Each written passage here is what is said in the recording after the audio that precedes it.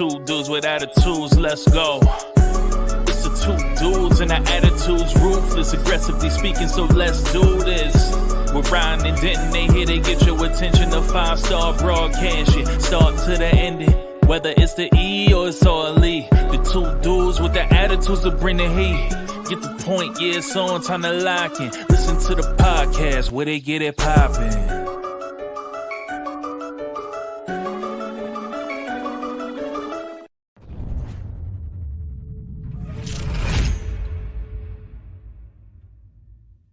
It's Two Dudes with Attitudes, a wrestling podcast, and we are talking today all things AEW, AEW, AEW, fight forever. Clap, clap, clap, clap, clap.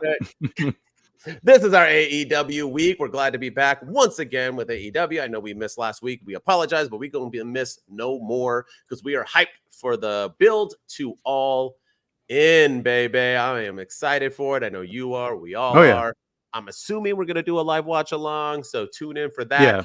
But for all of you fans who like AEW, but also, tinkle in the little bit of a WWE, tomorrow we are going to do a SummerSlam live watch along too. So check that out if you also like WWE. If you don't, check it out anyway. Maybe, last time we talked a lot about AEW during our WWE live. We really did. We talked about football Money in the Bank. Money in the Bank was boring.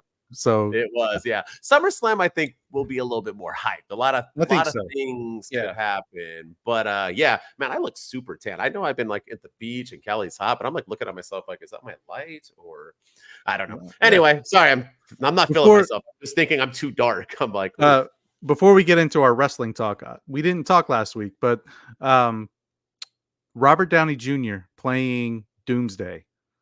What are your thoughts? Because it seems to be a mixed opinion out there in the Marvel universe.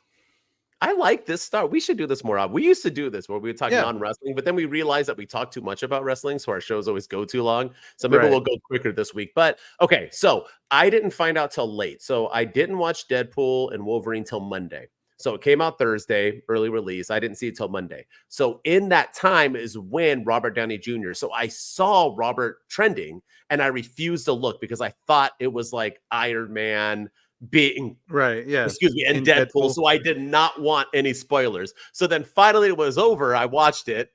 If you haven't seen it, go flipping see it. Insane. But other than that, I looked it up and I saw that he did that and I was like, I did not like it at all, to be honest with you. I don't know if you've seen Deadpool, but they do like a Chris Evans in the movie, but he's not playing Cap. And I never liked it when I was okay with DC and Marvel. Like if you played one and then you were in Green Marvel, Lantern and different universe. Yeah, that's fine. But being the same person, like Robert Downey, I don't care if you cover his face, if you don't give him a goatee, that's Tony Stark. That's freaking Iron Man. And so now I'm hearing, okay, well, what are they going to do, right? How are they going to do it? So, he's evil Iron Man because in comic book 24783 and Secret Avengers /74, and I read comics, but I'm not like that in depth with anything in life, so I don't know every detail that he was an evil, Judge Doom and this blah blah. He's just gonna be a whole new person, and it's a-okay. Both of those scenarios I don't like. Do we not have any more actors in this world? And if Tony Stark was done doing Iron Man, why is he gonna do like 3 more Marvel movies as somebody? Just keep doing Iron. Was he bored of Iron Man? Like I'm confused. I'll make that quick rant like that. I don't like it. What say you? I'm torn on it because I have, if anybody's going to kill the role, it's going to be Robert Downey Jr. I feel like he's going to smash it, but I'm also in the same camp as you. I feel like there was other actors that could have done this. I think the thing I didn't like is that it's an Avengers movie. It's Avengers Doomsday. If it was a Doctor Doom standalone movie and Robert Downey Jr. was playing him as but the Avengers weren't involved, or maybe they'll get involved in the sequel or something. And I know they're all related in the universe and everything, but if it was its own standalone movie, like an origin story of how he became Doctor Doom, then I'd be okay with it. But because it's an Avengers movie, that's going to be weird. It's going to be weird seeing, I know Chris Evans doesn't play Captain America anymore, but it's going to be weird seeing Jeremy Renner as Hawkeye coming up to trying to get Doctor Doom when they were just the Avengers together. So it's going to be, I'm going to give it a chance, but of course. But yeah, like I feel like if it wasn't an Avengers movie, I would like it a little bit more.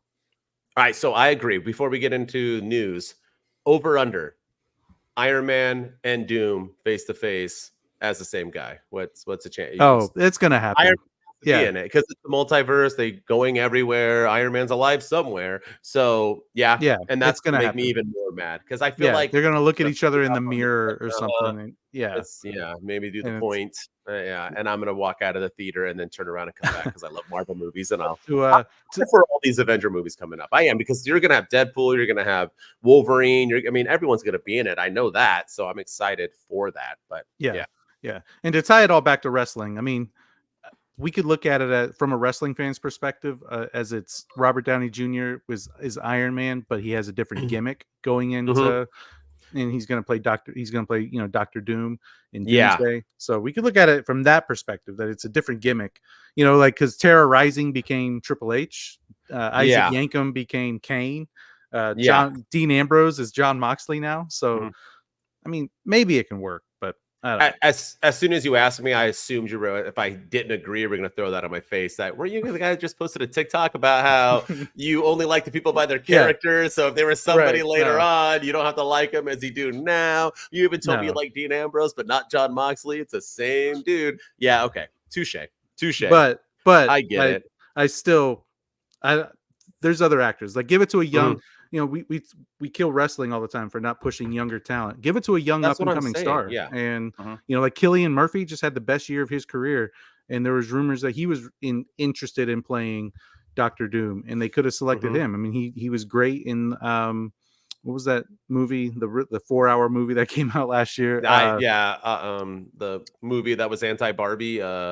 Oppenheimer.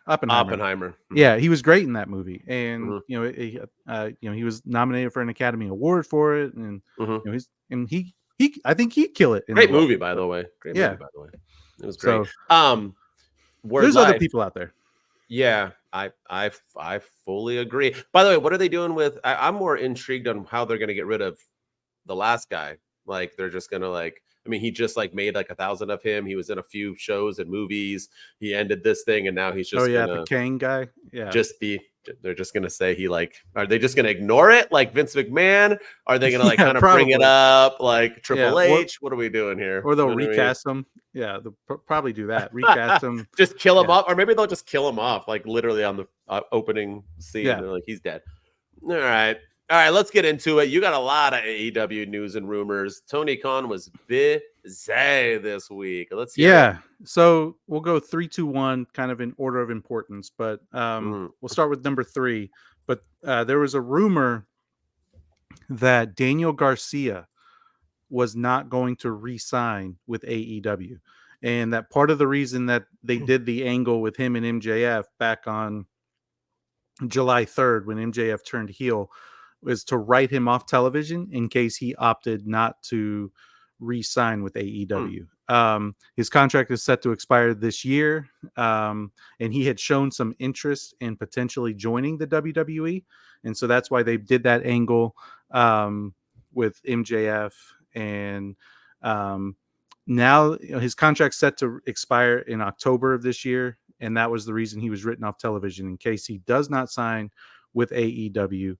But now, as of this morning, there's a rumor that he's expected to re-sign with AEW, and he's going to be coming back any minute now. And I think AEW is a good place for him. I feel like there's a lot of guys just like Daniel Garcia in WWE and in NXT that I think his look and his in-ring ability would probably get him very far, but I feel like he can go further in AEW. I mean, they're pushing him to the moon right now. So if he does stay in AEW, I think it's the right decision for him for right now. Plus, he's 22 years old, so he can always go to the WWE in the future. Yeah, I like MJF, but what a good vibe he would be in NXT, my man. Be a good find, but he would be. It would be for sure. All right, and then the other bit of news that broke this morning, Dr. Britt Baker, DMD, had been suspended by AEW, And, you know, on this episode of Dynamite, Mercedes Mone mentioned that she was, Britt Baker was suspended by the EVPs, the Young Bucks, and it was a storyline to kind of tie everything together with the Elite. But according to reports, Mercedes was told to cover for a legitimate suspension handed down to Baker by the AEW disciplinary committee, and she was fined and issued a 1 to 2 week suspension following a backstage confrontation with Maxwell Jacob Friedman during AEW Dynamite's 250th episode just a few weeks ago. Apparently, the details are pretty quiet. It's a bunch of he said, she said stuff, but apparently at that July 17th Dynamite, she allegedly said something about MJF and Alicia Atout, who is MJF's girlfriend at the moment. She heard it and she told him, and he confronted Britt Baker about it. And this led to an investigation with HR talking to people the following week. And the disciplinary committee did the investigation and suspended her for 1 to 2 weeks, hence why she wasn't on Dynamite this week. And then Sean Ross Sapp has said that there was an incident, basically confirmed that same report. And there was a confrontation between MJF and Atout, and a conversation between Atout and Britt Baker. And then apparently Will Ospreay got involved and was said to have spoken to Britt at some point as well. And there's a report that says that MJF's argument with Britt Baker resulted in him punching a wall before his hour-long match with Will Ospreay that same night. And then, according to Sean Ross Sapp, of course, too, Britt Baker and MJF were once close friends, but have had a falling out over the last year. So, I don't know what to make of this. This just feels like a bunch of high school stupid drama that, doesn't need to be getting out. But, it's AEW, and of course it's going to get out. But it does make me wonder if there is a little bit of validity to them having that falling out. And that's why we're not getting MJF versus Adam Cole. And that's why they quickly moved on from that. When MJF came back, he kicked him in the ding ding, and then he's moved on. And, he's like, no more kangaroo kicks. That's all I'm ever going to mention Adam Cole again. Maybe it has something to do with that. Maybe they don't want to work together because there's some animosity between the two sides. So I don't know. I'm just speculating there, but, just when we think that AEW is, on the rise and things are getting better backstage and morale seems to be at an all-time high, something like this comes out. So I just hope it doesn't taint. I hope it doesn't taint All In, like the CM Punk Jack Perry incident did last year.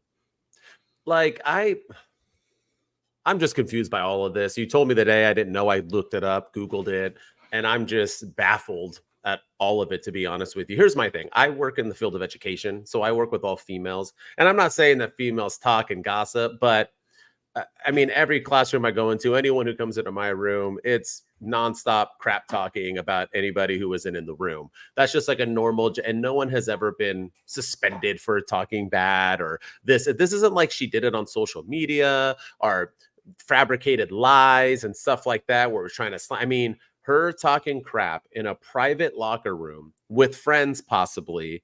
Maybe she shouldn't have been smart enough to do it in front of his girlfriend, which I'm assuming she probably did on purpose.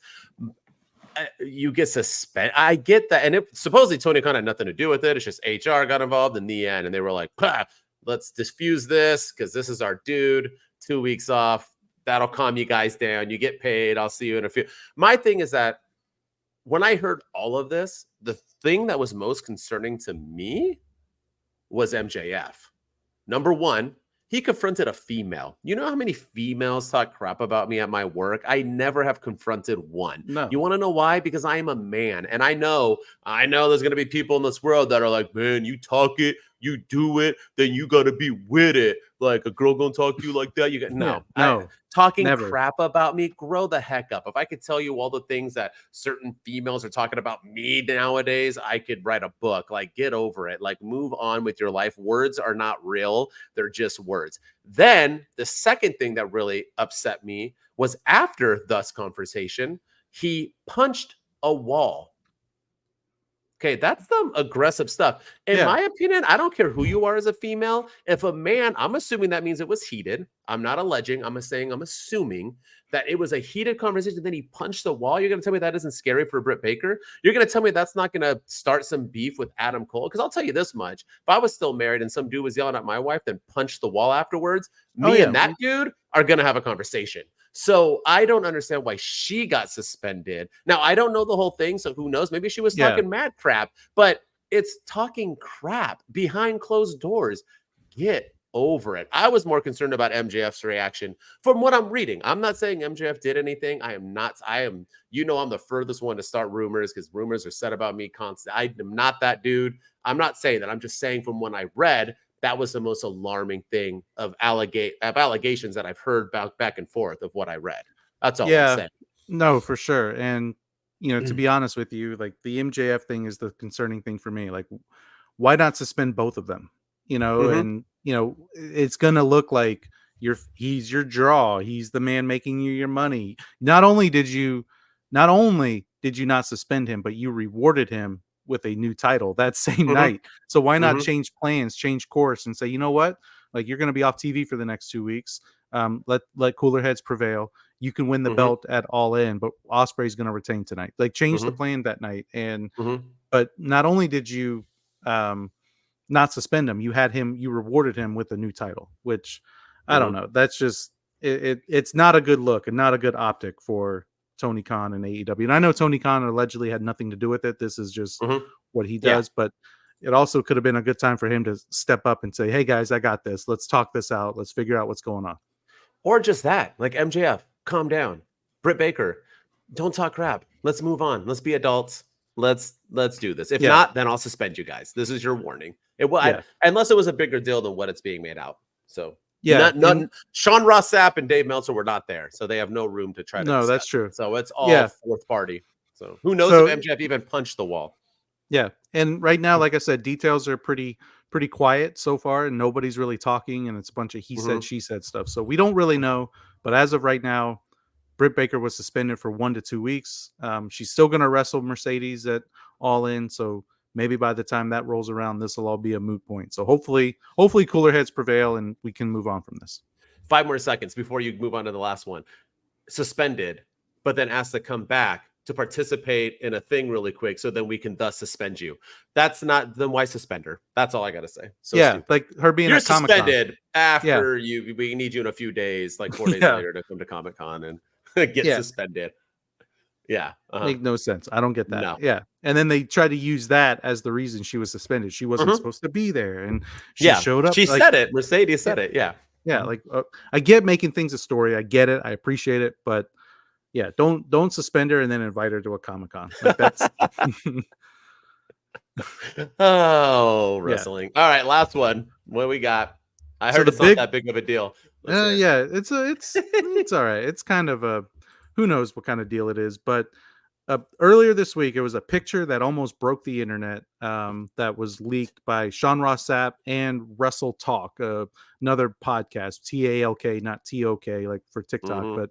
But so Wrestle Talk and Fightful Select did a joint story, and they released an image that destroyed and was all over my FYP and all over my main page. But it's a picture of a conference room with 3 chairs and a bunch of chairs and 3 bottles of water.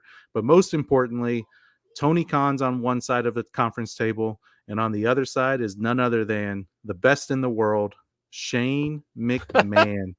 Shane McMahon and Tony Khan allegedly had a meeting, and that picture that was circling the internet was at an Arlington, Texas airport conference room where they were meeting privately.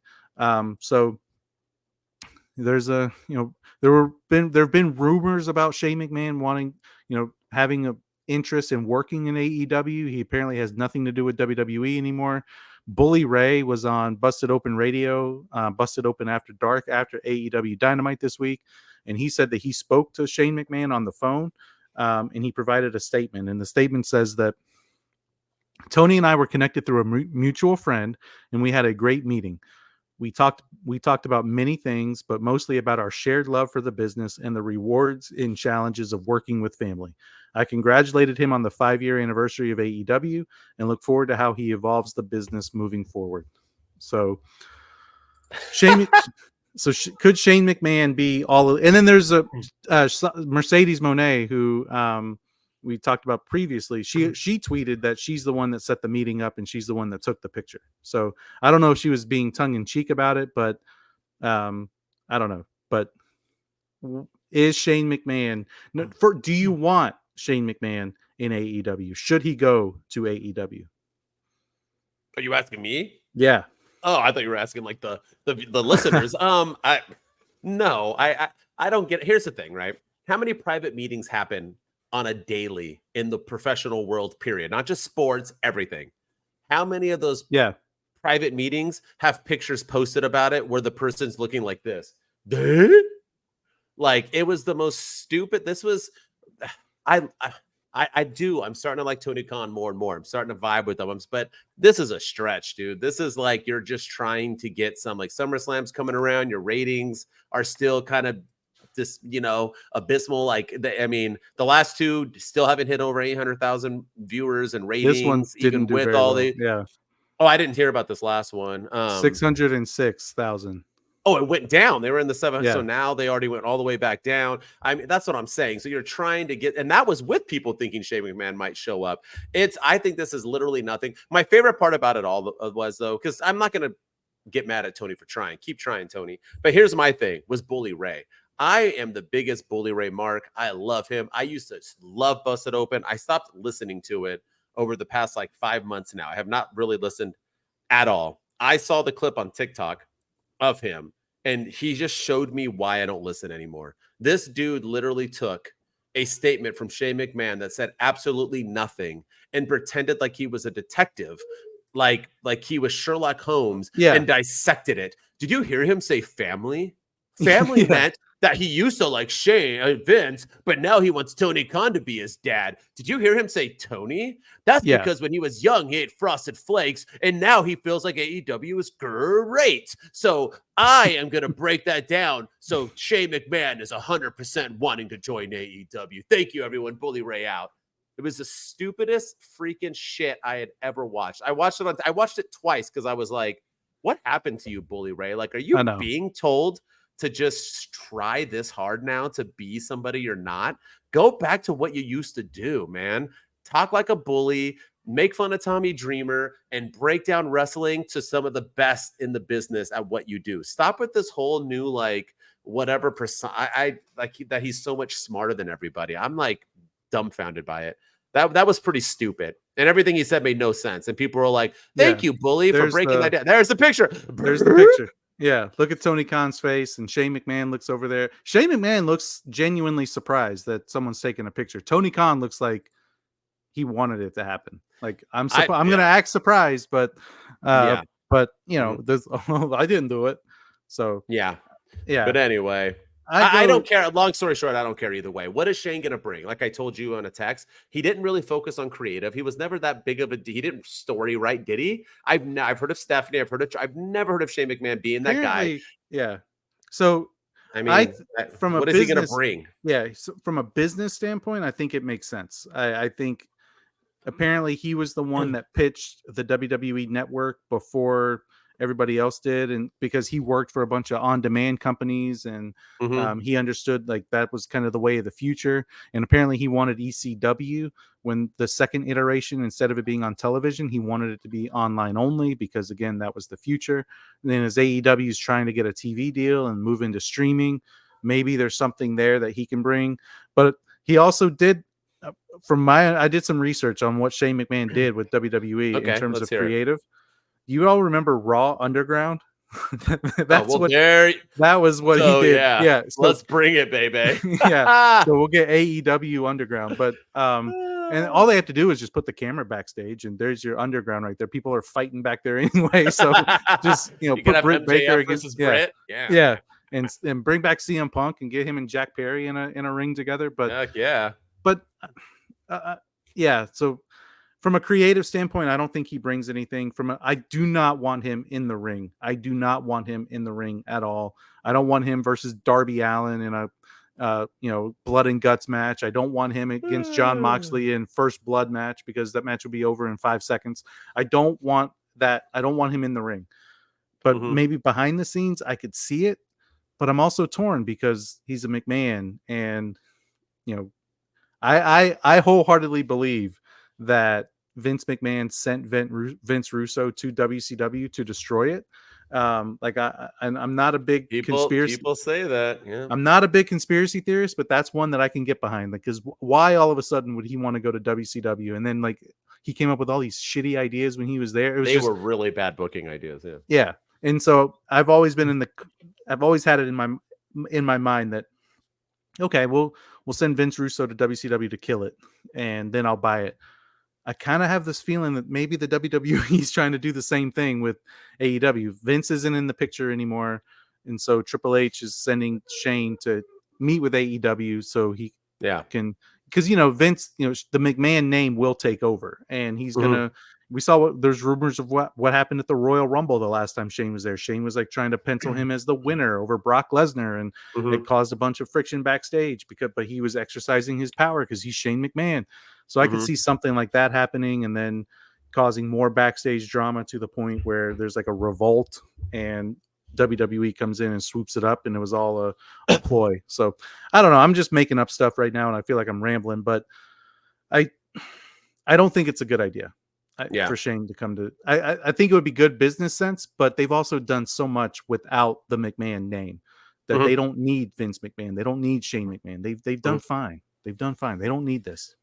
AEW fans have prided themselves in the facts that they don't want any McMahons, but now they do. Here's my thing. 5 seconds. Ready? Let's go. Shane will not move the needle. So why would Shane take the risk of taking that huge leap of going to AEW, betraying his dad, betraying WWE, his family, to do absolutely nothing? It's a lose-lose situation for him. The end. I don't see him. Unless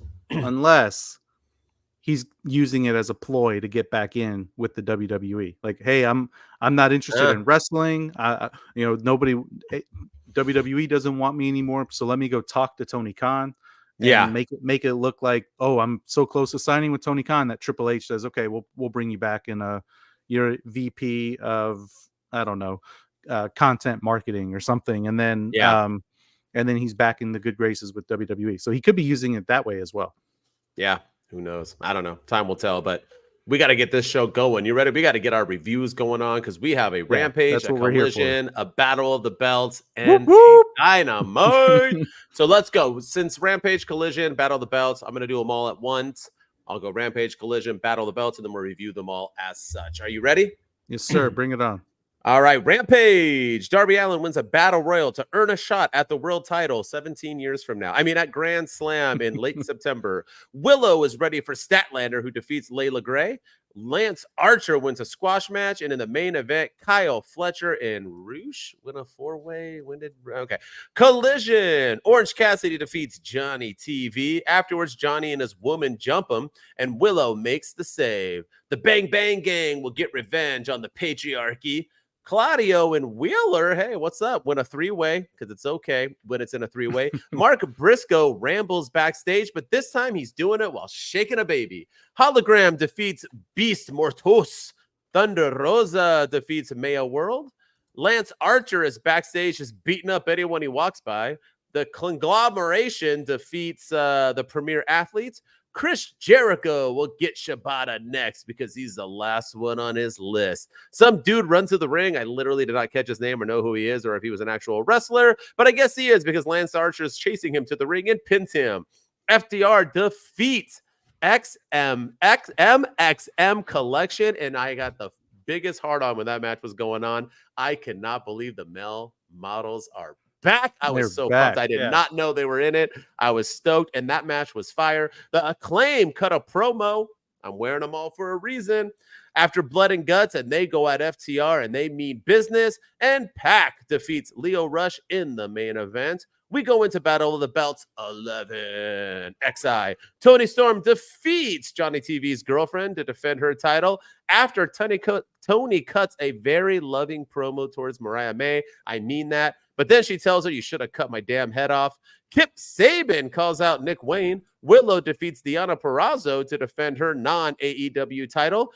Dustin Rhodes and the Von Erichs defeat the Undisputed Kingdom to win the ROH six-man tag team titles in the main event. The locker room comes out to celebrate like it was a WrestleMania main event to close the show. And you have to explain to me why there were still six-man tag titles, because I thought they were all combined. Catch me up. Yeah. That was our Rampage Collision and Battle of the Belts 11 review. Yeah, that you had the same question I did. I was like, wait, huh? Because I thought when the Bang Bang Gang had them, they were the unified, and that they became one belt.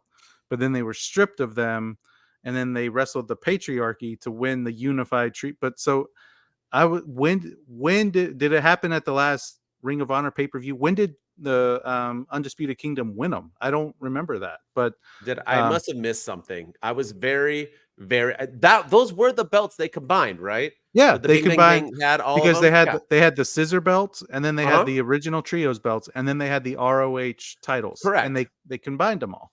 They unified them. I was very lost. I was very lost at that too. But oh man, I don't even know where to begin. So the maximum male models. Hold on. Before you get there, let's just finish this. So not only was I confused by that, there was confetti, a locker room. Dustin cried. They lifted them up. Yeah. Is this not a Battle of the Belts 11 winning a ROH six-man tag team titles? Did they? He finished the story. He finished the story. I was watching it like, what the fuck am I watching? Excuse me. What am I watching? I was like so confused. I was like, what? Yeah. He finished. And wrestling has more than one royal family. It's right there in Cody Rhodes. The Von Erichs and the Von Erichs with teaming with Goldust, and he finishing the story. He wins his first title in AEW, and it's not even an AEW belt. I mean, it's all there, man. You just gotta. all right. Let's go into the maximum. Thank you. I was just watching that, and I actually thought it was a really good match. It was entertaining, good stuff. I'm glad the Von Erichs are getting a shot. Good for them, but you couldn't just wave and celebrate. You had to confetti it, and the whole locker room coming. It was very this wasn't Lex Luger winning by count out. It wasn't Cody Rhodes beating Roman Reigns when John Cena and Kevin Owens and CM Punk come out with them and LA Knight. That's what I mean. I was like, what the heck? I don't know. It's always stupid when they have the locker room celebrate. Why would other people be grateful for you? You all want the championships. Move on. Yeah, I know. It's going to be really awkward when Randy Orton turns on Cody Rhodes when he was just out there celebrating with them at wrestling. Seriously? You were happy for him to win it. Now you want that belt? Strange. All right, let's get into it, because I was shocked by this. I don't know if you were, but let's hear about it. Yeah, and I don't know if the maximum male models are in the MXM. I'll be respectful and call them what they go by now. But are they in AEW? Are they all elite, or is this a one-time thing? Like when Matt Cardona? No, they are, right? No, they signed with ROH supposedly, and they're official because they're wrestling again next week. All right, yeah. Well, I think it's a good thing. I feel like the AEW tag division has been, it's FTR, the Young Bucks, and the Acclaimed, and then occasionally Private Party, and occasionally some other teams come together. Top Flight, but I feel like they need a legitimate tag team to come in and, and do something. And I think they can have some interesting matches with FTR and the Bucks and the Acclaimed and Private Party and Top Flight. So if it helps the tag division, I'm all for it, because that's kind of the one area of AEW where they're really struggling, in my opinion. The women's division is killing it. The main event stuff is good. They're telling a lot of good stories. The trio stuff is good. But the tag division is just severely lacking right now. And I think the maximum male models could really bring some stability and help with it. Dude, that match was fire. It was great. Super good. Yeah. MXM looked super good. I like their reactions. My funny thing, when they become the maximum male models with LA Knight as Dupree, they got ridiculed. People were like, oh God, Triple H. Now you're finally booking awful. This is stupid. But wrestling fans are fickle. AEW, we don't want Shane McMahon part of any McMahon. They're all just Shane McMahon is all elite. Here we go. Like Maximum Male models are straight trash. Also, wrestling fans, XMM is back. Oh my god, they are amazing. They're still doing their gimmick. That gimmick was so great. Like, yeah, choose a lane, dude. Like, I am excited. I thought they looked good. I'm confused on why Mansoor was able to keep his WWE name, but the other guy didn't. He's just Mason. Like, why didn't he keep his name? I'm confused. If you're going to go full in, you might as well. But I was all for it. I loved them. And dude, it showed that they are more than just that gimmick. And I know they kept their gimmick all in the indies up until this moment, which I loved as well. I like it because I think it's hilarious that people are like, that gimmick sucked. I liked it in WWE. I thought they could have been used better. I was upset that LA Knight bounced, and I just don't think Maxine was ready to lead them. So that's why she just wasn't Mike ready to get there. So they just kind of vanished. But I don't know. I dig them. I look forward to it. And yeah, man, I mean, FTR can wrestle anybody, but still, it was a good match. Yeah, no, it was a good match. Good way to end. Or I mean, it wasn't the last thing on Collision, but it was a solid match on Collision. And one thing too that I want to talk about. We didn't get to talk about it last week because we didn't do an episode, but the Collision stage. I don't know how I feel about it because they've changed it up a little bit. And last week they were in that esports arena in Texas, so it was a little bit more of a smaller venue, and the stage looked really good for that. But then this time they were in, I don't remember where they were, but I don't know, like the stage looked so big that they covered up like seats that they didn't fill, and it just kind of looked, I don't know how I feel about it. I like the new look, but it also, like, the stage is way too big. Yeah. And I mean, yeah. And Collision just always kind of feels like the B show.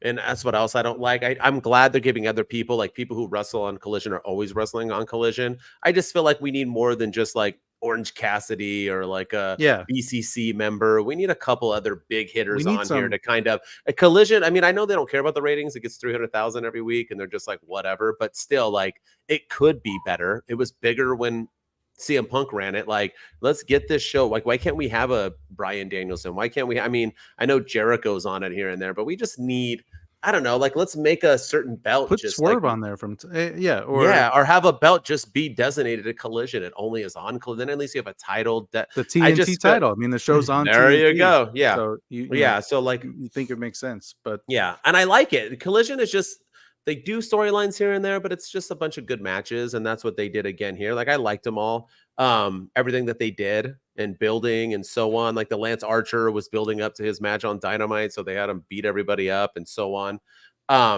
You want to talk about this Battle Royal? What'd you think about it? They were using the ring because it recorded the same day as the last Dynamite from Blood and Guts.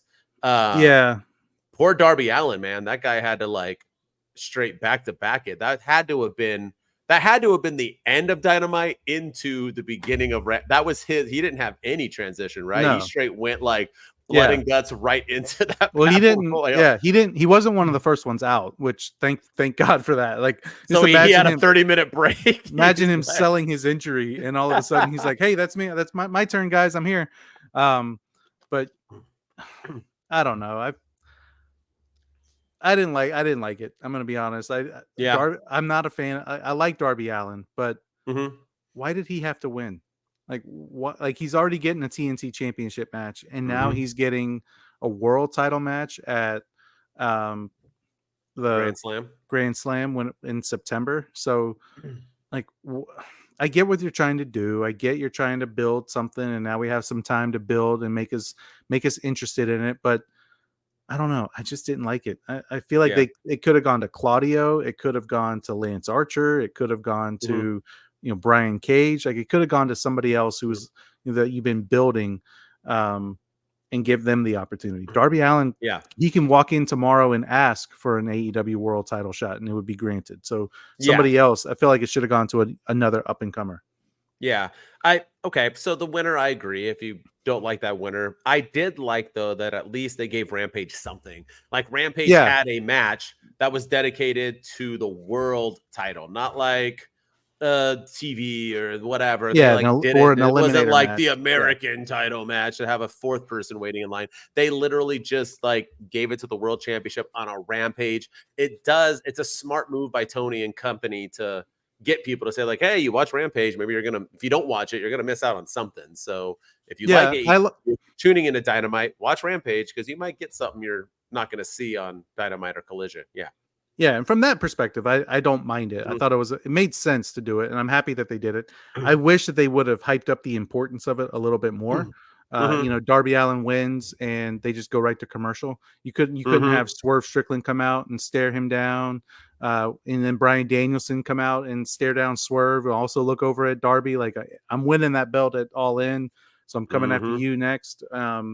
You couldn't have Swerve cut a promo. You couldn't do a backstage interview with Darby Allin explaining like, hey, how does it feel to win? You're basically, you have an opportunity to beat Darby 2 belts and win both belts. It was just like, okay, the match is over. Let's move right into commercial, and we'll be back with Chris Statlander. And it was just, I don't know. That was the one thing I thought I liked, that it gave Rampage something, and it gave us something to look forward to and enjoy, and focus on the world title. I just wish they would have done it just a little bit more. Yeah, I agree. All right, let's get into some Dynamite. You ready? Always. We got a big Dynamite. Let's go. MJF opens the show in his best Walmart American outfit. He calls himself a real American, a la Hulk Hogan, and Ospreay comes out. They go back and forth, and they build to All In. Will Ospreay then defeats Lance Archer. And after the match, MJF attacks. Kyle Fletcher makes a save and tells Don Callis, who isn't happy, I don't care if he's not part of our family. Friends are always friends. And then he challenges MJF for next week. The Learning Tree talk. Chris Statlander defeats Willow to earn a shot at her non-AEW championship. After the match, Statlander beats her down. Bryan Danielson cuts a promo and talks about loving AEW, retiring, and his contract ending tomorrow. I mean, today or Thursday, or I don't know, he's wrestling with that. Swerve comes out, and they hype up their match. Danielson and Double J will fight next week because Bryan Danielson doesn't like people who support him.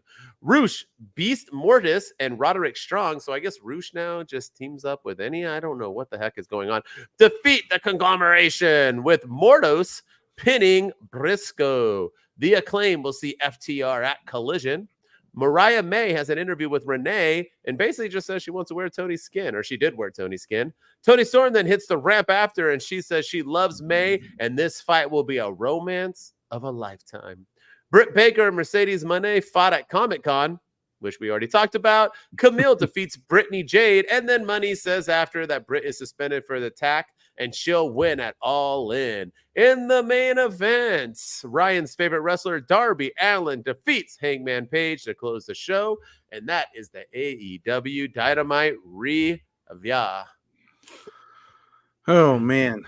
Yeah, we talked about this offline, but from the last couple of weeks of AEW, this week was a miss for me with Dynamite, because this episode just did not do it for me. I know a lot of people seem to really enjoy it, and it did advance some stories and push some angles, but I don't know. I still can't get behind MJF as a heel. I don't know. Like, he's coming across as trying too hard, and now his American Championship, which we didn't talk about last week because we didn't do an episode, but it's just now he's saying that Will Ospreay is a red code, and like all these like weird terminology things. He called him a terrorist, did he not? Yeah, he called him a terrorist. Yeah, he did call him a terrorist. I'm pretty sure he called him a terrorist. I don't yeah. Huh?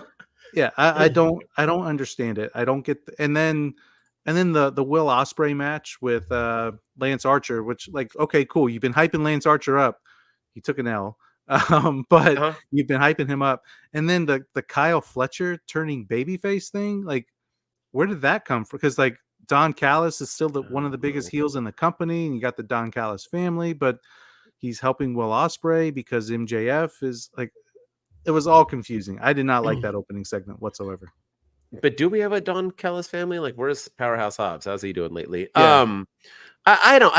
For one, let me just get out the positive is that American belt, though, is fresh AF. I didn't really get a look at it last week. I looked at it's it good. This it's week. a good looking title. It's a pretty damn beautiful title, America. But here's my thing. MJF wants to be a heel by being America, right? So he's trying to go the whole Colby Covington route. But the thing with Colby Covington in the UFC was that he went full MAGA, right? He had Donald Trump with him. He was all, if you're going to try to push the villain by being an American, then that's the way you have to go. And I'm not saying Donald Trump, I'm not going to get into political, but I'm just saying that's the route he's trying to be, right? That like the big bad American, that American, but he's not even playing that part. He like came out and made fun of the people that support Trump. Oh, you hillbilly rat. Like, so what are you? Are you like, you're just a hill because of, no, Americans love America. Whether you're a liberal or a conservative, believe it or not, people, we love the country we live in. The end. It's not like anybody hates the freaking country, whether or not people want to say they do. They don't. We all love America. So what is his like push? That's what I'm confused on. Was it calling Will Ospreay a terrorist? I don't know. And then Will Ospreay coming out being like, hey, bruv, it's the last I saw, I'm in America. Okay, cool. And then he was just kind of like, I don't know. And his match with Lance Archer, I think hurt both of them. For one, it hurt Lance Archer because you just had him be pushed as this beast and then he loses a match. I don't care who you lose to, losing is losing. And then secondly, it made Will Ospreay look bad because he could barely defeat Lance Archer, who really hasn't done anything other than just beating people up the week before. Yeah. So it was kind of like a miss on me. I do like the beat up by MJF. I do like the build between Will Ospreay and MJF. I just don't like the way they're doing it. Like, I like that they're feuding, they're opening up Dynamite every week. I like all that. And yeah, Kyle Fletcher, I mean, you haven't done anything, Kyle Fletcher. Now all of a sudden you're calling out, like, I'm supposed to care that you're a, like the same thing with like Daniel Garcia. Like, MJF beat up Daniel Garcia to turn heel. Daniel Garcia wasn't there yet to have people care that you beat him up. That's what I'm saying. We're just not using the right people to get to where we're trying to get to. And the promo itself was a little confusing, especially with Will Ospreay, because Will Ospreay came out and he was talking about how, you know, he's not going to let MJF represent America and how America has given him all of his opportunities and everything. But at one point, I can't remember what he said specifically, but he said something and the fans kind of booed. And then they started chanting USA, and he was like, I'm sorry, bruvs. It's true. You know, it was like, I don't remember what he said specifically, but it was like, they like turned on Will Ospreay for a second there because he was like ripping him. He said something about American values or American work. I can't remember what exactly he said, but the fans like quickly turned on him and chanted USA, USA. Yes. And he was just like, well, I'm sorry, bruvs. I'm sorry, but it's true. It's the truth. I speak the truth, mates. You know, and it was like, are you the heel now? Like, what's going on? Americans love America. You can't go heel unless you're going to go full. Like I said, you have to go full MAGA. You cannot just be like, I love America, the end. And I know why they're doing it, because All In is in England. And so then he's going to get, okay, but you're doing every week until then, he's going to get cheered. And then you're just going to have a match where then he gets booed. Like, if you don't care about babyface and heels, and just stop trying. It's just stupid. And then that Will Ospreay will win it and he'll have it up, and then next it's going to be called the London title. I don't know. But yeah, I was confused by a lot of it. But like I said, I like the build. I like what they're trying. I just feel like the dots aren't connecting properly to do it. You could have had MJF do something else other than be a Walmart American Temu version. That outfit was awful. Let's talk about Bryan Danielson really quick. What did you think about his promo? Were you as confused as I was, or I don't know what's happening? Is he trying to do the John Cena thing, or is like he's wrestling out of contract? Did I read? Was it the day after? Did he mean tomorrow, meaning like after All In, or did he mean like he has 3 more weeks of not being a wrestler? His contract expired, according to all the reports. That's legit. His contract legitimately expired on Thursday, August the 1st. But you know, it's just a matter of, is he going to resign? I mean, obviously he's wrestling it All In, so he's signing like the temporary extension, I guess. But what about? But he's not winning. He said he's not signing a new contract. This isn't like CM Punk taking his title with John Cena and leaving. Like, that was like, obviously he wasn't saying never again. Like, he's literally saying, I'm not signing another contract. So then why do I think that? I feel like that's really stupid. Then I have no faith in him winning. They're gonna have him win that belt and relinquish it. That's how if they do that, then that's just straight. Yeah, that's a horrible thing to swerve. Bad. Yeah, that's just awful altogether. Yeah, I was really confused at this whole thing. I don't understand like what they're doing, why they're doing it. And you know, going to the main event with Hangman Page, like him losing again, I feel like Hangman Page versus Swerve would have been a better main event at All In than Bryan Danielson and Swerve Strickland. because there's a story there, there's history there. These two guys do not like each other. We could, there. Adam Page was playing this like demented character that's like, they turned on me, like he broke into my house, and and he threatened my family, and they cheer for him. Like I was more invested in that than I am Bryan Danielson maybe not coming back and not doing a full-time contract, but he's never going to wrestle again. Like, I don't know. I feel like this is like AEW's way of giving. It's kind of, he's getting the Sting treatment almost, but but I don't know. Like, I don't know. I would have rather have seen Swerve versus Adam Page than Swerve versus Bryan Danielson. It feels like this story is just kind of being force fed to us.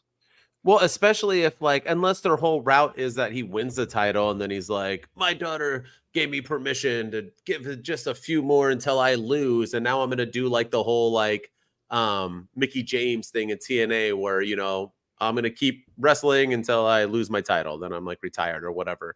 Like, I just don't see like why you would announce that you're not re-signing, your contract is up, but you have a title shot. I don't see the upside in that if he's not going to re-sign. It just doesn't, this isn't intriguing to me. I'm not like, ooh, can't wait to see if he wins that title and throws it in the trash. Yeah, kind of telegraphing the ending there with everything too, which I don't really like. Yeah, and like you said, that's bad on Swerve. It doesn't make him look good to lose to somebody who just relinquishes it. That's never good. Yeah. Yeah, but I mean, that's Dynamite, main event. You want to talk about the main event? Darby defeating Hangman. I mean, you were talking about Hangman Page. Dude comes back and all he does is lose. I don't understand what they're doing with him either. Because I was fine with him not winning the Owen Hart tournament, because then he could go after Swerve and Blood and Guts and, you know, do it that way. But I don't know. Now it's just like, okay, he's losing every match now. So what's what's the benefit of Hangman Page? And what is he? Is he with the Elite? Is he by himself? Is he a babyface? Is he a heel? Like, I'm really confused as to his character.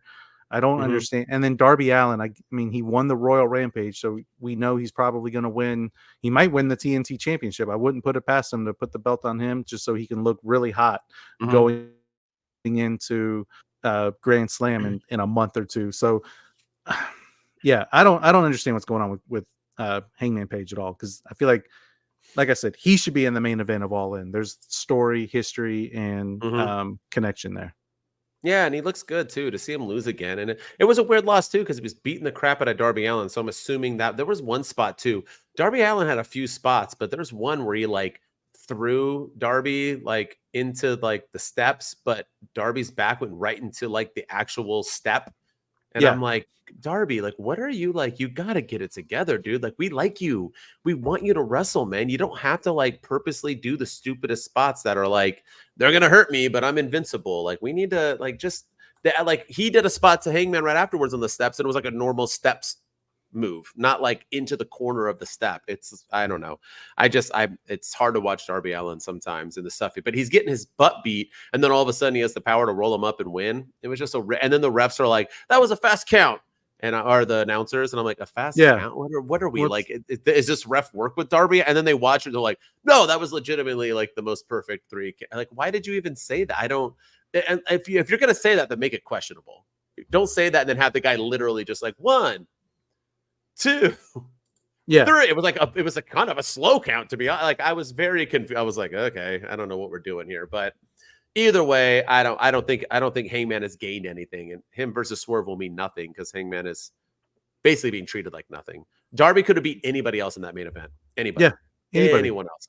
Anyone else. Yeah, and he would have looked fine. So I don't get it. I don't understand what they're doing.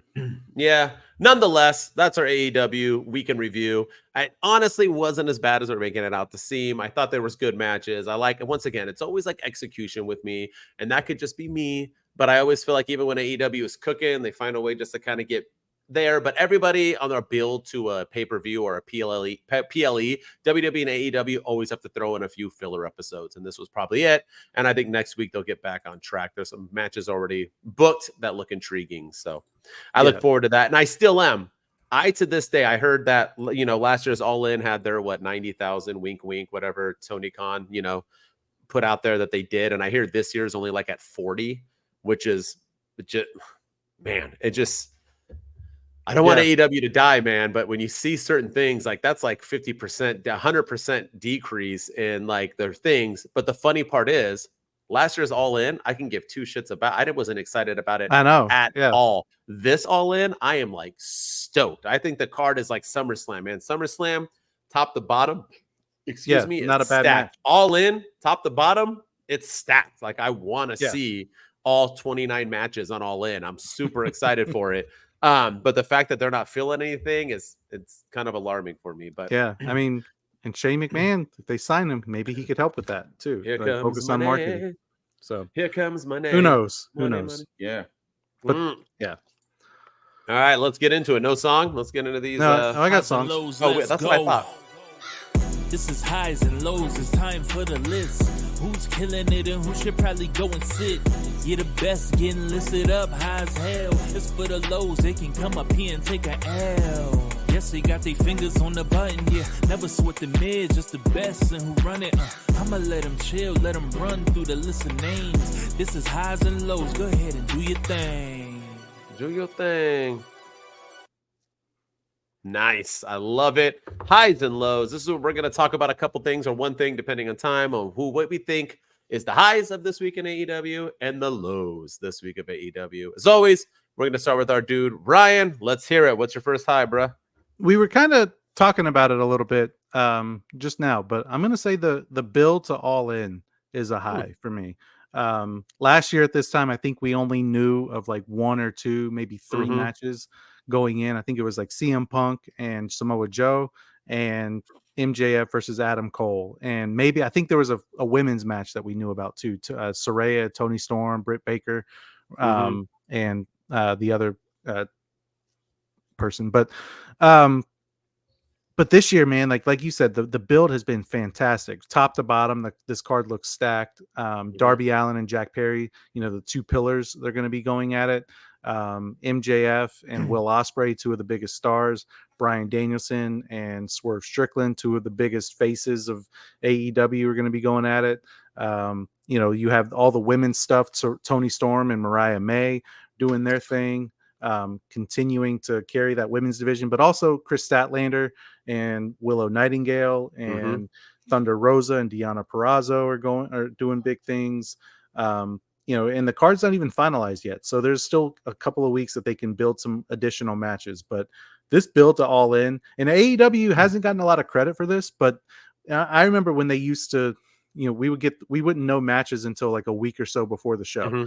They would just throw them together at the last minute. And like All Out 2022, when CM Punk had his infamous press conference, we didn't know the main event of that show until the go home show before All Out, when he was wrestling Jon Moxley. AEW's gone away from that, and they've done a really good job with their pay-per-view builds. But this card for All Out looks spectacular. Britt Baker and Mercedes Mone are doing fantastic work when Britt Baker's not suspended. So, I'm excited about All Out. I'm more excited about this year's All Out or All In rather than I was last year. Yeah, I agree. And I think that was the other thing too, because they were building to All Out as well at the same time. And it was like 2 days later. And it was just I think that was kind of weird. It was 2 days later, but you know what I mean? There was literally back to back, same week. It was same week, like 6 days or 7 days. Yeah, it was just too quick, too much. This year, they're giving it its time. And it's sad that the seats aren't filling. But no, man, like, minus possibly Liv, Rhea, and Dom, the best storyline going on right now has to be Toni Storm and Mariah May. And once again, to all the fans who are anti long-term storytelling, it works. It works. I mean, look at Punk and Drew. Look at the Bloodline for 20 years now, and then look at this. This is a year-long build. We were talking about this 8 months ago, so it's just nice to see this happening in AEW, and I'm really, really enjoying it. I'm enjoying everything. Like I said, I'm excited for Jack Perry and Darby. I'm excited for all. I think these are just banger after banger, and it looks like we're probably going to get maybe FTR and the Acclaimed and so on. So I'm very, very intrigued by this, where they'll put the Young Bucks and so on. Speaking of the Acclaimed, they're my high. They're back, baby. The Acclaimed. Everyone loves the Acclaimed. I have been so upset with them, with Tony and co, the way they've been booking them, because they were the biggest thing going on in AEW for the longest time. And then they just lost their tag titles to the Guns and never gained their, even though they were the trios champs, they were just, no traction was being built. They were kind of like a joke. Now they are back. They helped win Blood and Guts. Bowens took some stupid falls and so on and got his butt kicked, but they are serious. They called out FTR. That promo backstage on Blood and Guts. Oh, it was good. That was what I'm talking about, man. They were in it. They were involved. They're not laughing. And even the ones when they had Billy Gunn in it later on Dynamite, I like that they were just like, y'all ain't here, then we're going to find you. FTR. And I love that they want them because they want the tag team gold back, which they deserve, and they deserve a fair run. But yeah, my highs right now, the Acclaimed. It's so nice to see them back in the limelight. I'm digging this serious side of the Acclaimed. I think they're doing really, really. I like Max Caster referring to himself as the greatest wrestler alive, and always said it. Yeah. He's in Platinum, or not Platinum Max, but Anthony Bowens. He had a nickname for him. I can't remember what it was, but it's serious Acclaimed, funny Acclaimed. They are back, and I like that they're on a mission to win the tag team titles. It makes them feel important. And they'll beat FTR. So I'm excited to see them go up against the Young Bucks, who I don't think they've ever beat. Or did they once in a fluke? I don't think they've ever beat them. I don't remember. Won that eliminator match too. So it's just a matter of, calling out the Young Bucks and demanding their match. So let's make it happen. They're all in. It's a triple threat with the FTR added, but but hey, I'm down. The serious Acclaimed is good. Yes, sir. All right, let's get another high end. What you got? You got another one? Yeah, I'm gonna go Toni Storm and Mariah May. I feel like I talked about the build to All In and how fantastic it's been, but I think the match I'm looking forward to the most is Toni Storm versus Mariah May. I feel like the work that they did this week, both on Battle of the Belts with Toni Storm's promo, on Dynamite this week with Mariah May backstage with Renee Paquette, with her feet up and just acting like she didn't even want to be there. She's not answering any questions. I loved it. To Toni Storm's promo, and it looks like Toni Storm is like back to being a little bit unhinged, and we don't really know what version of Toni Storm we're getting. It's good, and she was hitting herself in the head with the heel. It's good stuff, man. And this match has been like, this feud has been the highlight of the build to All In. So I'm gonna go Toni Storm and Mariah May are my highs for this week. So funny. My high is the entire women's division. I love it. WWE, NXT is trying. WWE is trying. But even when WWE tries and they're giving more time to the women, they are doing it in 3-on-3s with clicks, with so on. AEW always finds a way to just spread the love. I mean, look at, we had Willow having time and Statlander having a match on Rampage. On Collision, we had all sorts of things. We had Willow and them again. We have everything. They are getting the time that they need. The Mariah May interview leading into, which was awesome, leading into, the Toni Storm promo. And then she did another one later on where she came out and this, and it's like the Comic-Con with DMD and Mercedes Mone having like a Diesel type bodyguard with her, which I like, and she's having a thing where she's going full heel now and damn, looking good. And then we have, just everything. They have so many, like we even have titles that don't even go to AEW being defended with Willow and Chris Statlander. We have so much stuff going on with the women right now, so much love, so much support. Tony Khan has always done that well. I've always praised them for that. I mean, it's fun to watch. It's fun to see the women get the share. I mean, I know there's not as many women wrestlers as there are men wrestlers probably on any roster, so it can't be 50-50. But I feel like AEW does a 75-25% of the love, and that's pretty fair when you base it off of how many competitors there are. So I like it. I like it a lot. I'm still waiting for those women's tag team titles, man. Like, where's? Yeah, they need to do something. I feel like they could do it. So it's like weird that they haven't. But yeah, but I'm liking this a lot. The women are getting that love. I'm digging it. Yeah, no, that's a solid pick there. Solid pick. All right, let's get into those lows. What's your low? Get low. Oh, get low. We talked a little bit about this, but Battle of the Belts. I'm sorry, like this is. Like, can we stop with these? They're just so, you call them Battle of the Belts, but this time there were no AEW titles defended. The last 3 events, no AEW titles have been defended. One of them was an eliminator match. There was not even it was a Toni Storm against Lyra Valkyria for the women's or the eliminator match. Eliminator, yeah. And it's just, why are we doing this on Battle of the Belts? And Toni Storm did cut a great promo afterwards, don't get me wrong, and where she talked about Mariah May having to should have killed her, should have cut her bloody head off. Like, fantastic stuff from that. But and then like the very next thing is a women's match, but Chris Statlander and Willow Nightingale. It was just, I don't know, this Battle of the Belts was just not a good show. And then you're like you're double booking for some reason.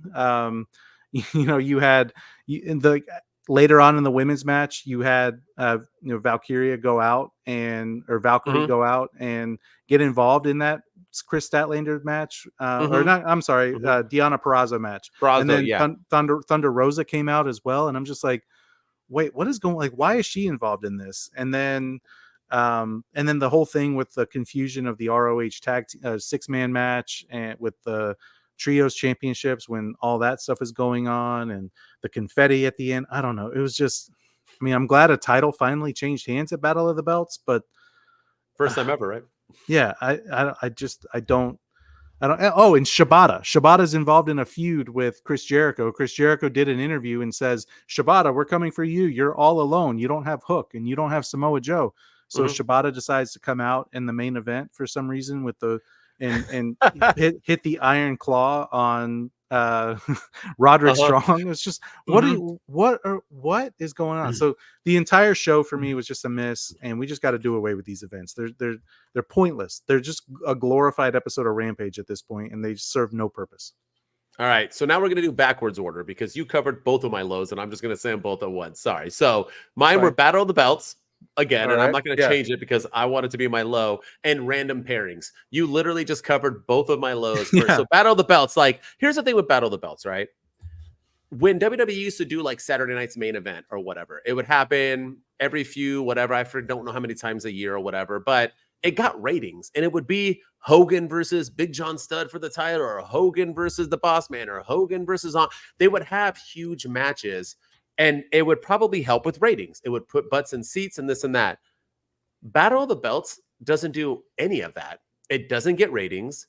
It doesn't put butts in seats because it's the same audience as Collision. And I saw pictures, which I don't know if it's true or not, that when Collision was over, more than like 50 to 60% of the arena left and didn't even watch Battle of the Belts. That it got like emptied out because people were like, no thanks, it's too long. Nobody wants to sit through a 3-hour it's just, Raw's long enough, but at least Raw is like a continued show. It's kind of more fast-paced nowadays, but no, people bounce.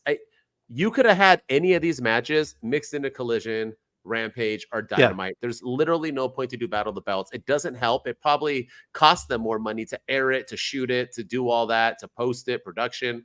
I just get away with it. And like you said, random pairings, man. I said it about with Roosh, and so like Roosh is now like is he a good guy now? He's part like it's just we're just like putting people together, and that's what I was saying. Collision is good. I do like it. But it is just constant, like random pairings of people together, just for the sake of pairing. Women going up against random thing. We're just doing whatever we want and just throwing it out there. And I feel like that's the thing with AEW. We need more build. Collision could be better. Have the great matches, but have the storylines too, just like you do with Dynamite. Don't be afraid that Collision is going to take away from Dynamite.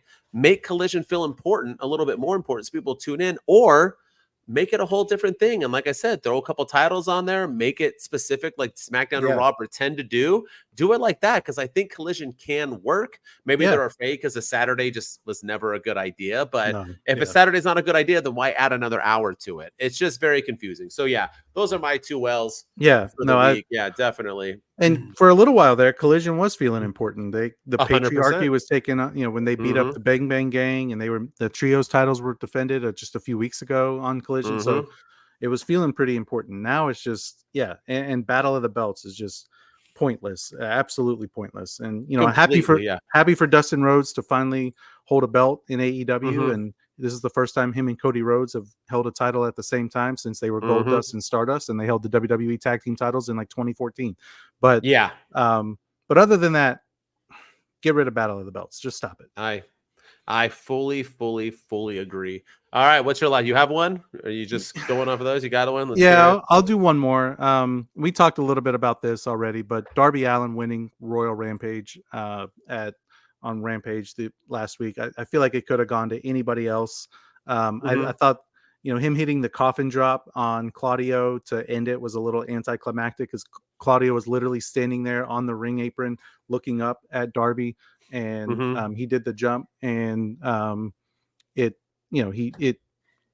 just fell out of the ring. So Darby Allin, I feel like that match could have gone to anyone else.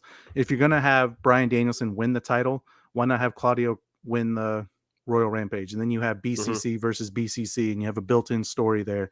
You could have gone to anybody else. You've been building up Lance Archer. Why not continue? He wasn't even in the match, but you could have had him in the match, win it, and then build to him getting a title shot against Swerve or Danielson in the future at Grand Slam. So I feel like this was I get that Darby Allin's a fan favorite and he's a Tony Khan favorite, but it could have gone to anyone else.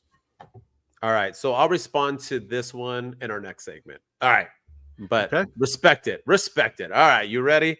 Those were our highs and lows, and now we're going to get into our weekly fan favorite, the MVD and LVD, the most valuable dudette, or dudes and dudettes, and our least valuable dude and dudettes, dudes, people or persons. Let's go. We always start off with the negatives because we want to end every show on a high. So who is your LVD? Remember, people, the LVD, if we pick one, it doesn't mean we're purposely saying it on this person. It could be their booking decisions. We do that sometimes. Sometimes it's on the wrestler. Sometimes it's on the booking of the wrestler. So don't send us hate mail. Let's get into it. Who's your LVD of AEW Week? Man, this one's hard. I'm going to go. Who's it going to be today? Because I have a list of them. I'm going to go. I'm actually going to go Roosh. I think, in my opinion, just what is his? I mean, MJF came back and had a match with Roosh, and it was a great match, and it made me finally feel like they were going to do something with Roosh, and now he's just in random matches, random pairings. I mean, he had 3 tag team matches with different tag teams this week. It's just like, what are we doing with him? It doesn't make any sense. I feel like he's somebody that, obviously they see a lot of value in. They see some highs in him, and I don't know. I personally haven't seen it, but for him to have a feud with MJF when MJF came back to what he's doing now, it's just like, okay, this was obviously that was for filler, and but yeah, like the random tag teams and the random bookings, it didn't make any sense for me. Yeah, being paired up with baby faces, he's like, they're just throwing him around. Yeah. I agree. That's a good call. And I'm not even a Roosh fan, but like, dude, you just gave him MJF and then you followed it up with that. And then you just wasted that. Once again, you're just like Wardlow. By the way, is he dead? Did who knows? Google that on his Wikipedia, please? Thank you. All right. So let's get into it. Mine is going to be Pac, and not because of him, because I love Pac. I think he's amazing, but because of his booking. This guy, a few weeks ago, 4 weeks ago, I don't know how long it was, won a 4-way to earn a title at then's International Championship, because I'm assuming they really wanted him to face Will Ospreay. Then I think booking was like, we really want Will Ospreay and MJF because MJF's coming back. We need to have him a title. So they just threw him into that. And now Pac has been pretty much forgotten. This guy went from having a title shot for the second best title in AEW, I think, in my opinion, bigger than the TBS or the TNT title, excuse me.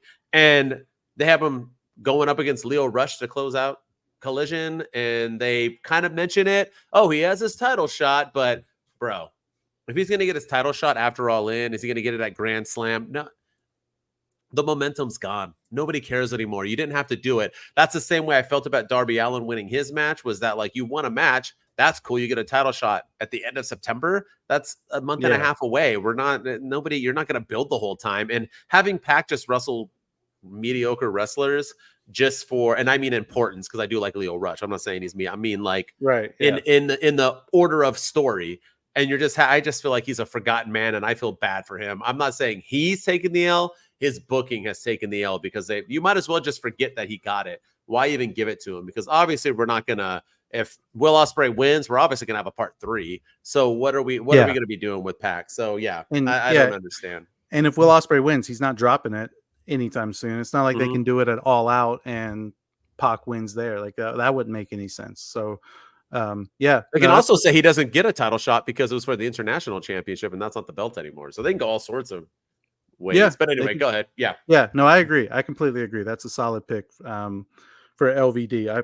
Pac, I didn't even have Pac on my list. I had a list of like 6 people for my LVD, and he wasn't even on there. And that just shows how relevant he is at the moment. And I feel like he won the opportunity for the international championship, and they haven't done anything since. He's been saying he wants a shot, but they haven't done anything with him. And I feel like that's been his booking ever since he's been in AEW. It's just he comes out, he has a couple of good matches, says he wants a world title match, they give it to him, and then he's in trios, and then he has great matches, and then he's back into the singles run, and then he wants something, and then he loses, or he gets hurt.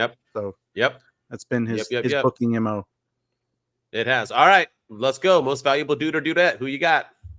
For me, my most valuable dude are the Acclaimed. I think I'm gonna say I honestly think the Acclaimed have I like the serious Acclaimed. I love everything that they're doing right now. I like the promos that they've been cutting. The stuff they did on Dynamite was good too.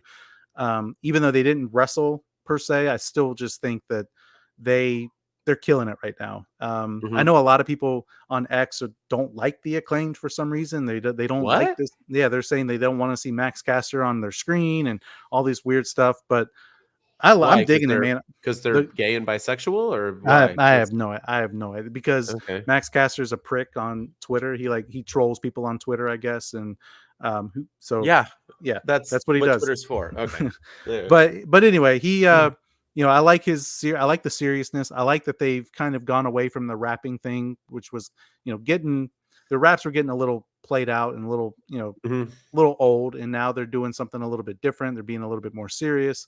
I'm all in on the Acclaimed. I think that they're back, like you said earlier, and they're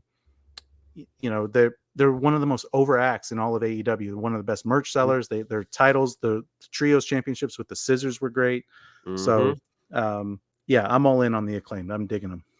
All right, that's a fantastic pick. I already said I'm about my highs, so I fully agree with you. And I'm gonna hit you with my most valuable dude. And here's where we're gonna have some fun. My most valuable dude is the one, the only, your new favorite wrestler, Darby Allin. I knew you were going here. And here's the reason why. Darby Allin has always been a pillar, but he was always the least pillar. I mean, even sometimes under Jack Perry, it depended on how you felt about Jungle Boy. You had him back and forth, but it was always like MJF, Sammy Guevara, Britt Baker, and then the other two, right? Fans have always liked Darby, but he was always taken as that dude who was Sting's little crony and this and that. I know they've pushed him behind before, but I mean, tag team champion, so on. But this is like his first real vibe. I mean, he just won to earn a shot at the TNT title, and now he opened up the week with Rampage, or our week, by winning a Battle Royal to earn a world championship shot, and then closed out Dynamite by beating Hangman Page, who is somebody who should have got that win. So I think Darby Allin is winning, whether you want him to be booked or not want him to be booked, or love him or not. And I'm not the hugest Darby Allin fan because I don't get how he could beat anybody up, and so it always seems unrealistic to me. But nonetheless, I do root for the small guys sometimes, and I do enjoy the fact that he is being pushed to the moon, and nobody was a bigger star this week in AEW than Darby Allin. It just is what it is. I mean, even more so than Tony and Mariah and so on. So whether you agree with it or not, he was still that MVP. Like, I like Pac, but I don't agree with his booking. I go off that. I think he was the most valuable dude this week. Cheers to Darby. He did win every match that he had this week too. So you got to get. He did a back-to-back, bro. He had blood and then went straight into a battle royal and won. Yeah, I think that's a good pick. I do like Darby Allin. I just think that he's too reckless for my liking, and like he does stupid spots, like the glass spot at Revolution this year, and all the other things that he's done. he's going to continue getting hurt. And is that somebody you really want as the face of the company, someone who can't stay healthy? So that's my only concern about Darby, but I do like him. I think he seems to really enjoy AEW. He seems really happy there. And they seem to really like him. So I am happy to see him doing great things. And, I just think that it could have gone to a younger guy to win that and give them their first opportunity at a world title. But it was a solid pick, and he did. I mean, you got to win, and he won on Rampage. He won at Blood and Guts. He won Rampage. He won on Dynamite against Hangman Page. So shout out to Darby. It isn't his only title shot against MJF in the 4-pillar match. I don't think he's ever had a one-on-one title match. Right. I think that was the only time. So we'll see. I think this is the only time I've seen him and this is why booking is key, right? As a real threat to anything. Like usually when they're putting him in, I'm like, Darby, he's just going to get thrown around and beat. But right now, I kind of think like, oh crap. I mean, why can't he beat Swerve for the title? Why can't he win the vacant title after Bryan Danielson wins it and vacates it? Like, I'm not questioning it that, you know what I mean? I can see it happening now, which is something I couldn't say a few weeks ago. So yeah, that's true. That's true. But yeah, do I see him beating either one of them? No, but yeah, it's a lot more serious now than it ever has been. I agree. All right. That is our AEW weekend review. We'll be back next week with WWE, which will be a jam-packed show because we'll be talking all things SummerSlam, Raw, and NXT Great American Bash Part D. And then also next week, we'll be back for AEW, where we'll talk all things this Collision Rampage and a huge Dynamite once again. And don't forget, if you do like WWE as well, we are doing a live watch along tomorrow for SummerSlam. So tune in, ladies and gentlemen. Get that popcorn ready, get the beers popping, whatever you're into, because we are going to have some fun watching a probably 4-hour episode of SummerSlam. Maybe the return of one Roman Reigns, the former tribal chief. We're going to see what happens. Let's get into it. But as always, thank you for watching. Thank you for listening. Thank you for doing whatever you're doing, checking us out at work or when you're at home being bored. You just want to see our beautiful faces. And as always, if you want to check me out, HBD Denton on all social media. I post all the time. And if you're not seeing them pop up, you just got to go to my page and tell TikTok to start showing my damn videos because I feel like they're pretty good nowadays. And as always, I'm with my brother from another mother. At Ryan Enjoys Wrestling on all social media, so go follow me there, and follow us on X at 2DudesPC. Hit us up on our TikTok page at 2Dudes with Attitudes, and then subscribe to the YouTube channel, YouTube and Twitch. That's where we'll be live for SummerSlam watch along on Saturday. So subscribe to the YouTube, and if you're listening to us on audio and Spotify, thanks for all the love and support. Leave us a 5-star rating and review, and everything's an algorithm these days, so. Help us rank, help us get to the top because it's our year, man. 2024. It's the year of the dudes. Everyone loves the dudes. That's right. It's the two dudes and our attitudes ruthless, aggressively speaking. So let's do this. We're Ryan and Denton. They here to get your attention. A 5-star broadcast. Start to the ending. Whether it's the E or it's all E. The two dudes with the attitudes that bring the heat. Get the point, yeah, it's on, time to lock in. Listen to the podcast where they get it poppin'.